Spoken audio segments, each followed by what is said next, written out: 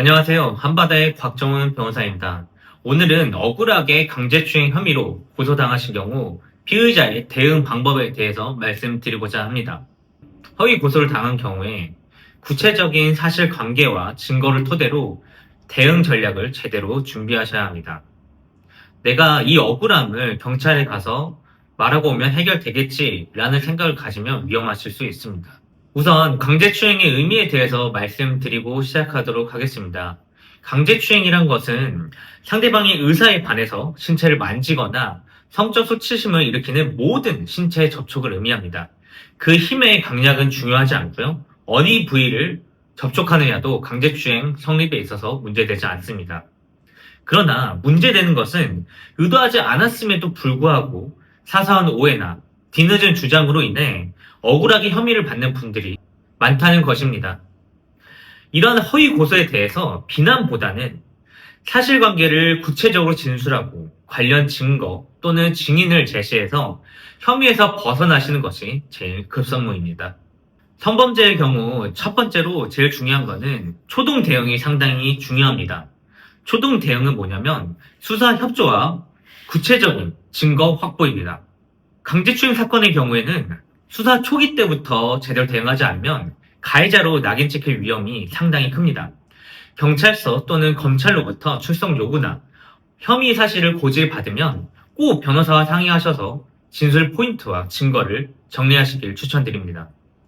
무조건 혐의 사실을 부인하기보다는 구체적인 사실관계를 진술하시는 것이 혐의에서 벗어나시는데 더 효과적입니다. 어떤 경위로 신체 접촉이 발생했는지, 그 자리에 다른 목격자는 없었는지 등 신체 접촉이 일어나게 된 경위에 대해서 최대한 자세하게 진술하시는 것이 진술의 신빙성을 높일 수 있는 방법입니다. 또한 객관적인 증거를 확보하셔야 됩니다. CCTV 자료가 될 수도 있고요.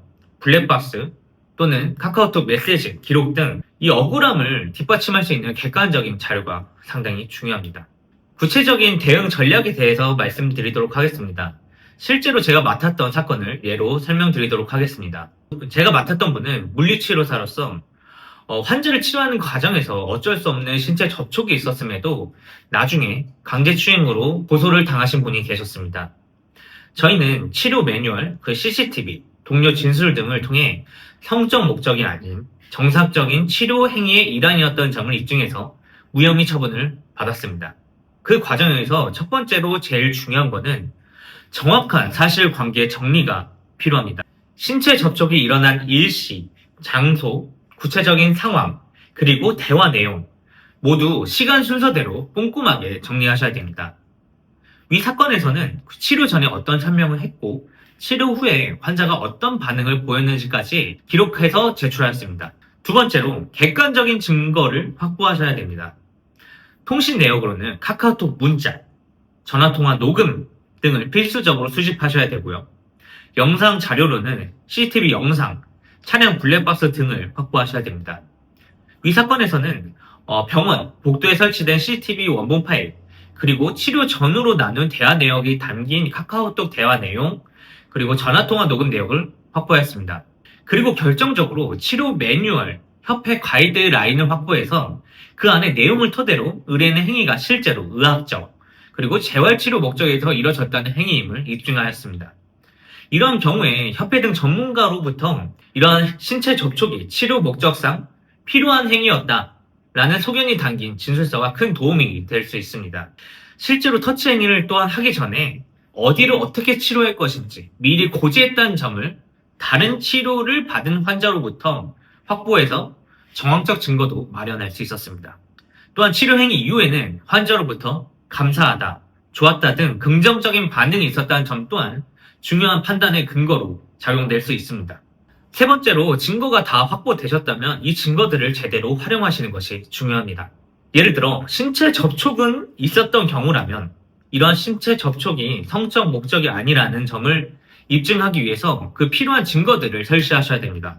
예를 들어 신체 접촉 전에 고지가 있었다는 점, 또는 신체 접촉에 피해자가 동의했다는 점, 신체 접촉 이후에 피해자가 신체 접촉에 대해 구체적으로 언급하고 긍정적인 반응이었다는 점 등이 드러난 카카오톡 대화 내용이나 아니면 통화 녹음, 아니면 대화 녹음 등이 객관적인 증거로 사용될 수 있습니다. 다음으로는 각 단계별 주요 포인트에 대해서 말씀을 드리고자 합니다. 내가 지금 만약에 경찰 단계에서 피의자 조사를 받고 계신 거라면 초동 진술이 상당히 중요합니다. 전문가의 조력 없이는 중요 증거가 무엇인지 파악하기가 어려워서 핵심 증거를 놓칠 위험이 있습니다. 또한 증거를 제때 제출하지 못해서 왜곡된 방향으로 수사가 진행될 위험도 있습니다. 경찰 단계에서는 불송치 처분을 받는 것을 최우선 목표로 잡아서 확실한 증거와 일관된 진술을 준비하는 것이 상당히 중요합니다. 또한 변호사와 동행을 하셔서 조사 과정에서 부당한 질문이나 아니면 무리한 추궁이 없도록 조사에 도움을 받으시는 것을 추천드립니다. 만약 내가 검찰 단계의 피의자시라면 이미 경찰 단계에서 어느 정도 혐의가 인정돼서 송치된 것으로서 이때부터는 사건에 따른 전략을 제대로 구성하셔야 됩니다. 우선 경찰 단계에서 제출하지 못했던 증거나 확보하지 못했던 증거를 추가적으로 확보해서 제출하시는 것이 중요합니다. 또한 경찰 단계에서 만약 수사가 미진하게 진행이 됐다면 검찰 측에 보완 수사를 요구하는 것도 한 가지 방법이 되실 수 있습니다. 법원 단계라면 이제 법원 단계에서는 초기부터 수집된 증거와 증언이 재판의 핵심이 됩니다. 이때 법정에서 피해자 증언이 있을 것이고 이 피해자의 증언을 깨트리는 것이 상당히 중요한 단계가 될 것입니다.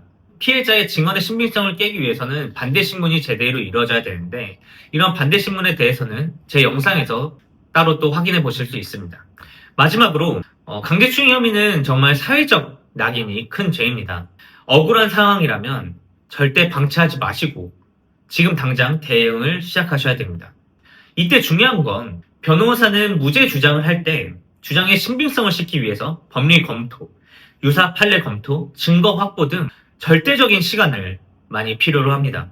변호사의 실력이 중요하고 무엇보다 내 사건에 많은 시간을 쓸 수 있고 적극적으로 임해줄 수 있는 변호사를 찾으셔야 됩니다.